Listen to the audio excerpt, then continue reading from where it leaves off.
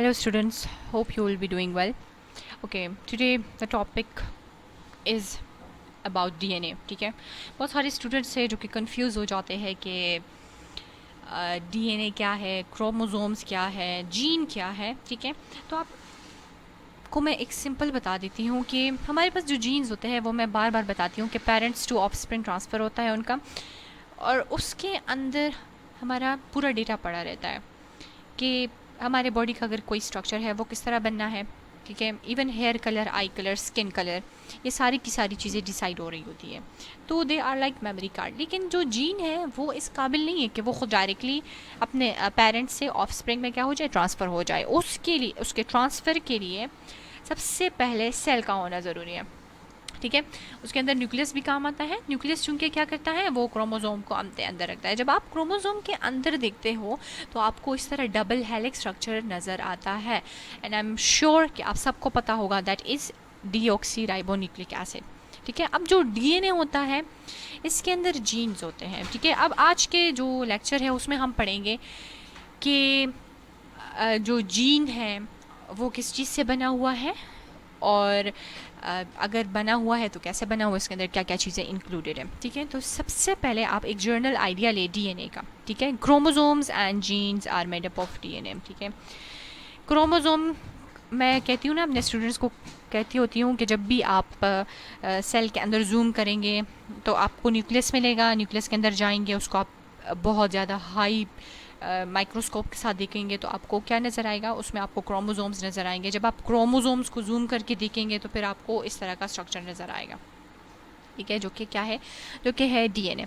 और फिर जब आप डीएनए के अंदर जाके देखोगे तो फिर आपको नज़र आएगा जीन. ठीक है, जीन के साथ ही हमारा काम है. एक्चुअल चीज़ वही है, लेकिन उसके ट्रांसफ़र के लिए इन दोनों स्ट्रक्चर्स का भी होना ज़रूरी है, क्योंकि क्रोमोसोम्स जो है ना, इसका भी सेल डिवीजन में एक रोल होता है. डीएनए है, डीएनए इतना लंबा स्ट्रेंथ होता है, इसके साथ कुछ प्रोटीन्स भी होते हैं. ठीक है, फिर ये कंडेंस हो जाता है तो फिर क्रोमोसोम का स्ट्रक्चर बन जाता है. तो बहुत सारी चीज़ें हैं जो इसके साथ लिंक्ड है. ठीक है, अच्छा, chromosomes and genes are made up of DNA, ये आपने याद रखना है. And that is really easy. आपसे अगर कोई पूछे that what is DNA, DNA की एब्रीविएशन क्या है, तो so that is deoxyribonucleic acid. इसमें एक राइबोस शुगर होता है. ठीक है, इसी वजह से इसको डीऑक्सीराइबोन्यूक्लिक एसिड कहते हैं. Every chromosomes contain one long DNA molecule. हर क्रोमोसोम के अंदर एक पूरा, एक लंबा इतना डीएनए का लॉन्ग चेन आपको मिलता है. ठीक है, genes are short lengths of DNA. अच्छा, अब आप इसको यूँ समझें कि आपने एक रस्सी ले ले. ठीक है, आपने उसको उठाई, एक लंबी सी रस्सी, उसके टुकड़े टुकड़े कर दिए. जो टुकड़े टुकड़े आपने कर दिए वो असल में जीन्स हैं. ठीक है, जीन्स क्या होते हैं, डीएनए के शॉर्ट लेंथ्स होते हैं. और जब ये बहुत सा, आप देखें ना, एक एक जीन को ट्रांसफ़र करने के लिए कोई सिस्टम नहीं है, तो इसको अल्लाह पाक ने क्या किया है, कंबाइन कर दिया है, एक दूसरे के साथ लिंक करके एक लंबा सा एक मॉलिक्यूल बना दिया है, जो कि एक साथ ही बहुत सारे मिलियन नंबर जीन्स को क्या कर देता है, ट्रांसफ़र कर देता है. ठीक है, there are maybe up to 4000 genes on one chromosome. एक क्रोमोसोम के अंदर, एक क्रोमोसोम के अंदर 4000 जीन्स होते हैं. ठीक है, DNA is a sort of plane that determines how the body is made up and every cell carries a copy. I think यहाँ पर कुछ मिस हो गया है.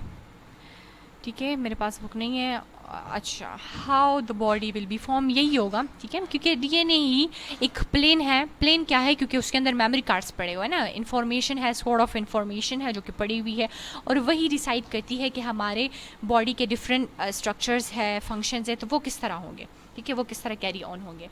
सही है.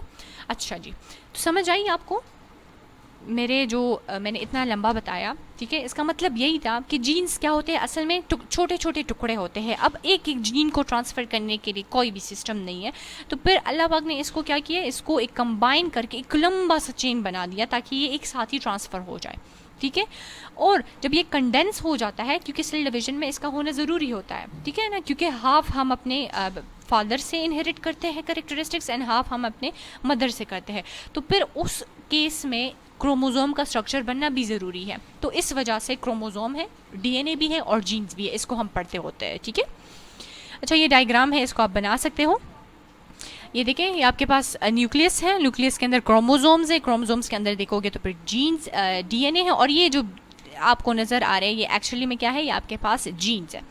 इसको डबल हेलिक्स स्ट्रक्चर कहते हैं। वो जो गोल गोल सी सीढ़ी नहीं होती, ड्रामों में भी आप अक्सर देखी होगी आपने, उसी तरह का स्ट्रक्चर होता है डीएनए का, ठीक है। अच्छा जी, ये देखिए, ये वही डायग्राम है, बार बार रिपीट होती है। आपने बस एक गोल सा स्ट्रक्चर बना देना है, उसके अंदर इस तरह की शेप बना देनी है और आपने लिखना है कि ये न्यूक्लियस है। न्यूक्लियस से एक क्रोमोसोम बाहर निकाल के लिख लेना है आपने, फिर उसका एक स्ट्रैंड बना देना है जो कि डीएनए होगा, और फिर डीएनए से फर्दर आप जीन्स भी बना सकती हो, ठीक है। वो आप पे डिपेंड करता है कि आप बनाते हो या नहीं बनाते, ठीक है। तो यही सारा ओवरऑल था। अब हम आते हैं मेन चीज़ की तरफ। देखिए, अभी मैंने सबसे पहले न्यूक्लियस से स्टार्ट लिया था और फिर मैं आपको जीन्स की तरफ लेके आई। अब हम जीन्स से स्टार्ट लेंगे और फिर दोबारा जाएंगे क्रोमोसोम की तरफ, यानी हम पहले कम्प्लेक्स से सिंपलर की तरफ आए, अब हम सिंपलर से जाएंगे कम्प्लेक्स की तरफ। असल में जो हम कहते हैं ना जीन्स जीन्स जीन्स जीन्स, वो बने होते हैं न्यूक्लियोटाइड से। किससे बने हुए होते हैं? न्यूक्लियोटाइड से। अब आप जब ओवरऑल एक न्यूक्लियोटाइड, एक सिंगल न्यूक्लियोटाइड का स्ट्रक्चर देखोगे ना, तो उसके अंदर आपको 3 चीज़ें नज़र आएगी। एक होगा राइबोस शुगर, ये एक शुगर है, ठीक है, 5 कार्बन शुगर है, राइबोस शुगर इसको बोलते हैं। इसके इधर वाले कार्बन के साथ एक फॉस्फेट ग्रुप अटैच होता है, ठीक है, और इस वाले कार्बन के साथ क्या होता है? ऑर्गेनिक बेस होता है। ऑर्गेनिक बेस का मतलब ये है कि adenine, thymine, cytosine, guanine, adenine, ये आपके पास 4 ऑर्गेनिक बेसिस होते हैं जो कि अटैच होते हैं, ठीक है। अगर एडेनिन का है, एडेनिन का अटैच है, ठीक है, तो उसके साथ डबल हेलिक्स की बात की ना मैंने, वो सीडियो की एग्जांपल दी, तो दूसरे साइड पे जो चेन होगा वो थाइमीन आएगा, ठीक है, वो लिंक करेगा। अगर थाइमीन है तो वो आएगा, फिर उसके साथ आएगा एडेनिन का न्यूक्लियोटाइड। अगर आपके पास ग्वानिन है तो ग्वानिन के साथ आएगा साइटोसिन का, ये इसी पहले से लिखा हुआ है, ठीक है। साइटोसिन का एक न्यूक्लियोटाइड आएगा, लेकिन अगर साइटोसिन का एक साइड पे न्यूक्लियोटाइड है तो दूसरे साइड पे ग्वानिन का आएगा, और इसी तरह ये चेन जाती रहेगी, इसकी असेंबलिंग होती रहेगी और हमारे पास एक double helix structure of DNA बनता जाएगा। आई होप आप लोगों को समझ आ रही होगी। मेनली ये देख रहे हैं अंदर अंदर में ये जो इसके अंदर अंदर 2 पार्ट्स आपको नज़र आ रहे हैं कलरफुल में। इसको हम एक एग्जांपल ले लेते हैं, इस वाले पार्ट को, ठीक है, इस वाले को ले लेते हैं। इतना मैंने रेड कर दिया है, वो नज़र ही सही नहीं आ रहा, ठीक है, मैं ज़रा मिटा देती हूँ, ठीक है। इसको ले लेते हैं।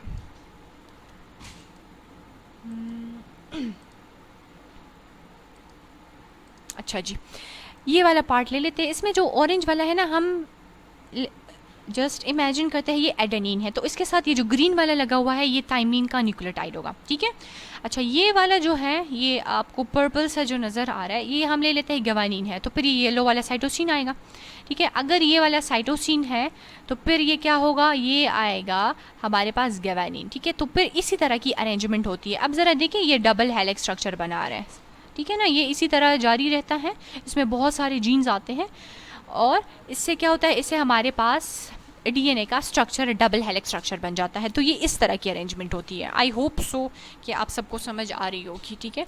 तो ये थे एक न्यूक्लियोटाइड के अंदर बेसिक चीज़ें। इसके अंदर 3 चीज़ें होती हैं। अगर आप मेरा लेक्चर सुन के लिख लेते हो तो आपको फुल के फुल मार्क्स मिल जाएंगे। एक राइबोस शुगर होता है, ठीक है, डीऑक्सी राइबोस, क्योंकि इसमें एक ऑक्सीजन की कमी होती है।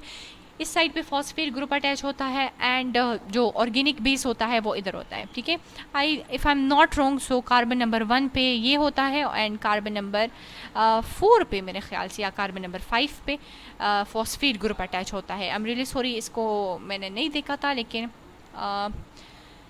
यही होता है, ठीक है। 5 कार्बन शुगर होता है जिसको हम डीऑक्सी राइबोस को कहते हैं, ठीक है। Join to a phosphate group and an organic base. There are 4 types of nucleotides और वो मैंने आपको बता दिए।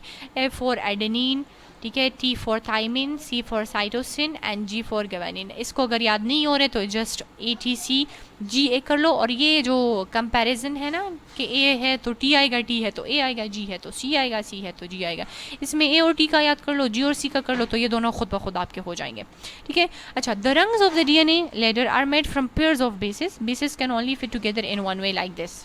अच्छा, इन्होंने कौन सा बताया हुआ है? अच्छा जी, बस ये जो पेयर की बात की गई है ये मैंने इधर ही आपको समझा दी है, ठीक है। एंड आई होप ये क्लियर होगा, इतना आपके लिए क्लियर हो जाएगा, ठीक है। अच्छा जी, अभी जिन न्यूक्लियोटाइड्स के बारे में हम पढ़ रहे थे, जिसमें adenine, guanine, thymine, cytosine and uracil आ जाता है। बस जस्ट ये याद कर लो तो भी काफ़ी है।